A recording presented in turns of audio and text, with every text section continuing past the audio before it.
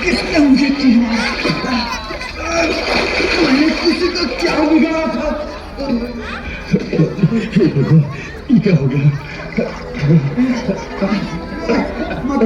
तीर निकालो तो, तीर निकालो। प्राण निकल जाए।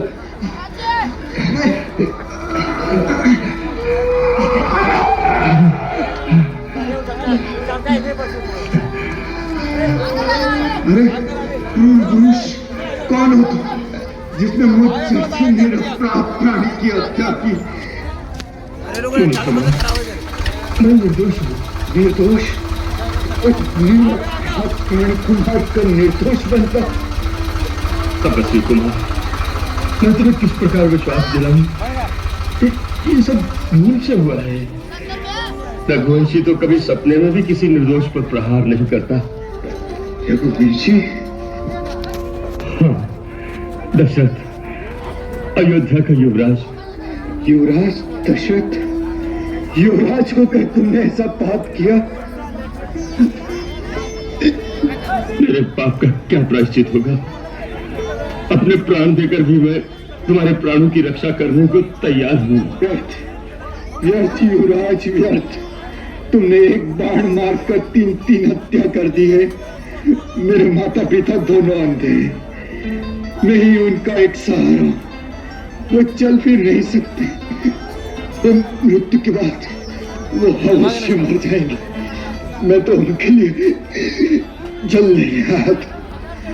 वो अभागिन मेरी प्रतीक्षा में अधीर हो रहे होंगे। हे भगवान, मैं उनके सूखे कंठ में ये जल पहुंचा सकता हूं। मेरी अंतिम सेवा उन तक पहुंच सकती। मेरी अंतिम सेवा उन तक पहुंच सकती। क्षमा कर दो, क्षमा कर दो मुनि कुमार, मुझे क्षमा कर दो। अरे मेरे क्षमा करने से क्या होगा? तू अभी मेरे पिता के पास चला जा और अपने मुंह से अपना अपराध स्वीकार कर ले। शायद वही तुम्हें क्षमा कर दे, नहीं तो उनकी क्रोधाग्नि में जलकर तुम भस्म हो जाओगे।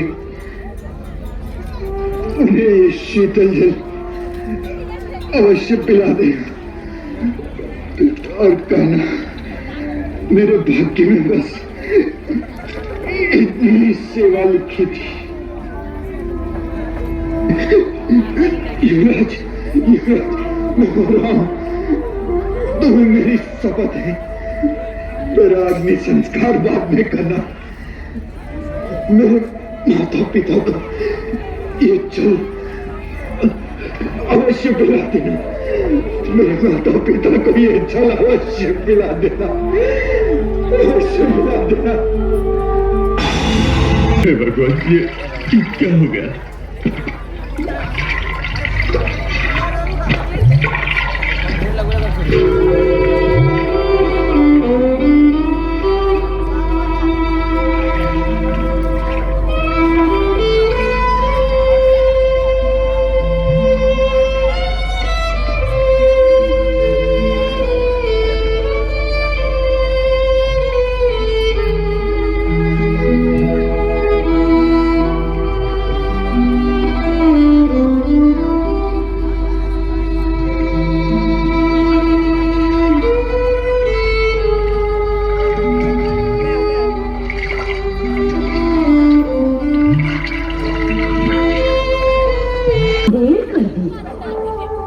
जल लेकर आता होगा।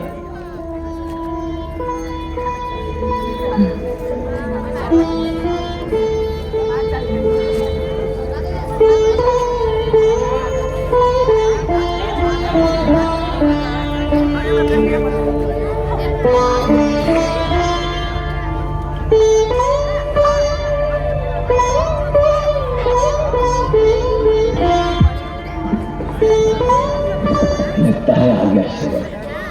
श्रवण बेटा, आ गए? पानी लिया बेटा।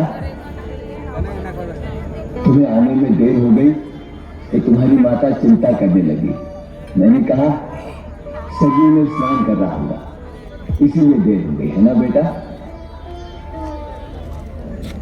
संकोच न करता, हम दोनों में से कोई तुझे कुछ नहीं कहेगा।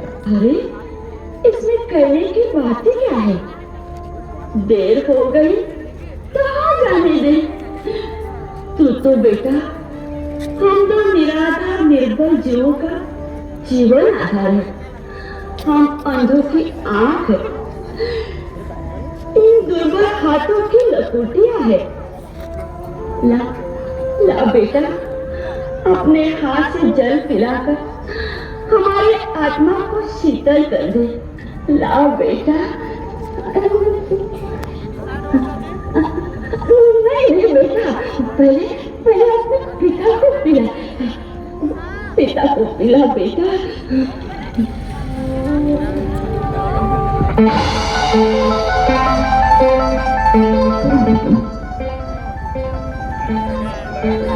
तुम मेरे बेटे श्याम नहीं? बोलो, कौन हो तुम? आपने सत्य कहा महात्मा, मैं आपका पुत्र नहीं हूं। तो कौन हो तुम? बोलो, कौन हो तुम? अयोध्या नरेश का पुत्र दशरथ। हमारा बेटा श्रवण कहाँ है? बोलो, हमारा बेटा कहाँ है? आप जल ग्रहण करें, उसी ने भेजा है। नहीं, हम जल उसी के हाथ से पीएंगे। जाओ बेटा, मेरे श्रवण को कहाँ भी हो ढूंढ ला। उससे कहो कि तुम्हारे माता पिता प्यार से तड़प रहे हैं, उसे अपने हाथों से पानी पिला दो। जाओ बेटा। अब ये असंभव है, अब ये असंभव है माता। श्रवण चला गया। लेकिन कहाँ? नहीं, वो झूठ है। वो सच्चा पितृभक्त है। उसे कोई स्वर्ग भी दे दे तो हम दोनों को असहाय छोड़कर नहीं जाएंगे। परंतु वो सचमुच ही स्वर्ग में चला गया है। मेरी भूल से हुआ है। जल का घड़ा भरने की आवाज सुनी, हाथी की आवाज समझकर मैंने सब बेदी बांध चला दिया जो आपके पुत्र को लगा, और वो स्वर्ग से ढल गया। नहीं जा सकता।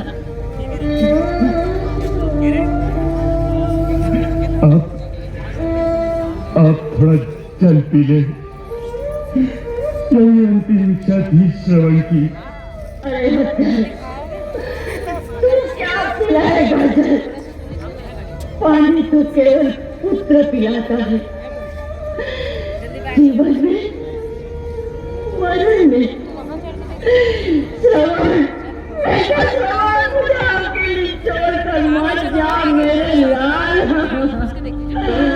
मत जा मेरे लाल, देख मैं भी आ रही हूँ तेरे साथ।